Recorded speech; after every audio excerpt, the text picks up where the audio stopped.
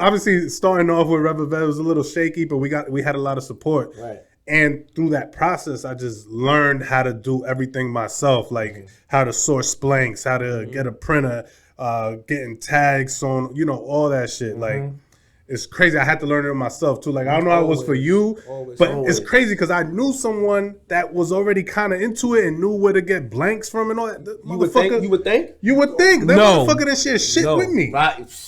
No. But what's that mean? Get blanks. So getting the shirt, there was nothing on it. Nothing on it. Okay. So the thing is, all right. So for people, help me out. It's significantly cheaper to buy the blanks from one place, then go to a spot and get them to embroider or to print or the things like that, rather than getting it through them. Because you get it through them, they charge you $3 or $4 on top of every shirt. That's a fact. So it's better to just do the extra legwork to save you hundreds of dollars, maybe thousands if you're doing 1,000 pieces. You know? So in respect to the game and sharing information, if anybody want blanks out there, alphabroder.com. Yo, right? I just go there. Hey, you know what's crazy? Yeah. I found out about that less than 6 months ago. Damn. Less than 6 months and ago. you've been in the game 10 years. Less than 6 months ago. I would have given you that long time. Where'd you get it from? TikTok? We've been dropping that knowledge, bro. Right. They doing it now. Right? TikTok, bro. That's crazy, right? Yo, listen. And you know what's crazy? And I'm trying, and like right now, I work in the school. I work in the school system. Oh, me too. Yeah, nice. I'm telling you, man, that's the way, by the way, DOE. But anyway,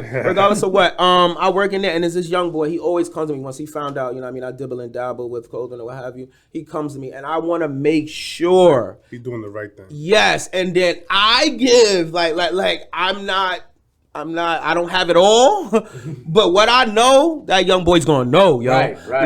It wasn't like that. Like what you say, like it was not like that. Nobody gatekeepers, yo. Yes, and I wish Tay was here. If Tay was here, he would reiterate this to the T. Like we was around the people. Like we was around movers and shakers.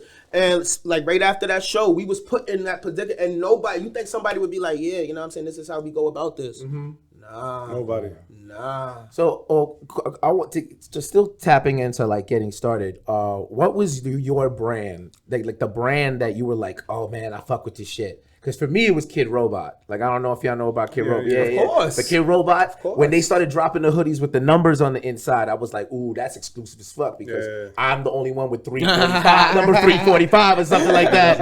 And there's only 400 of these hoodies or something. Yes. So for y'all, what was that one brand that started it? Maybe it's not, the main contender now, but what was one of those brands that kind of started that inspiration for you? For me, honestly, it's Rich Young. I don't know if y'all. Does it have the velvet on the shirt, bro? Yo, listen.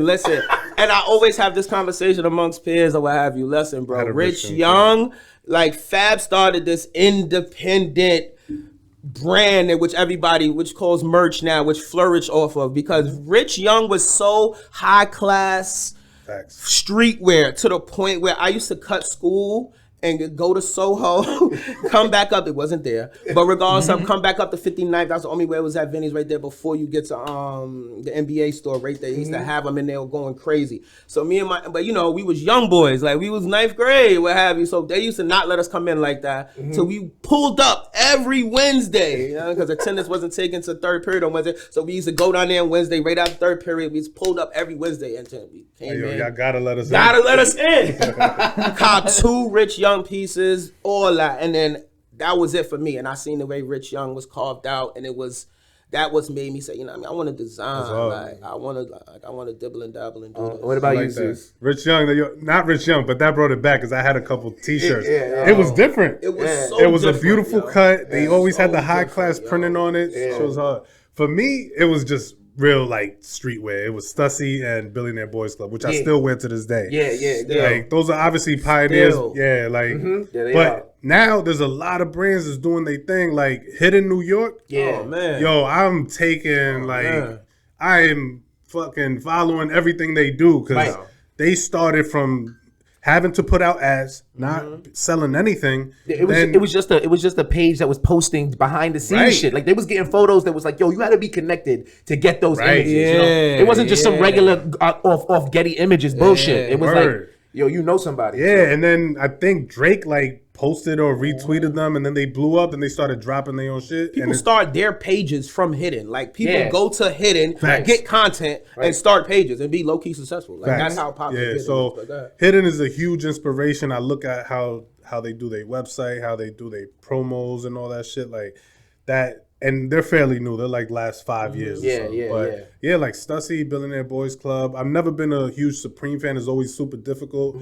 for somebody got no bread to try and get some Supreme. Right. And then Bape too. I mean, Bape was a pain in the ass. Yeah, once Bape was always once I found out that Bape hoodies are 150 in Japan. Like $150 American, and they 300 here. I was like, nah, fuck y'all. Like, so yeah, some of the joints that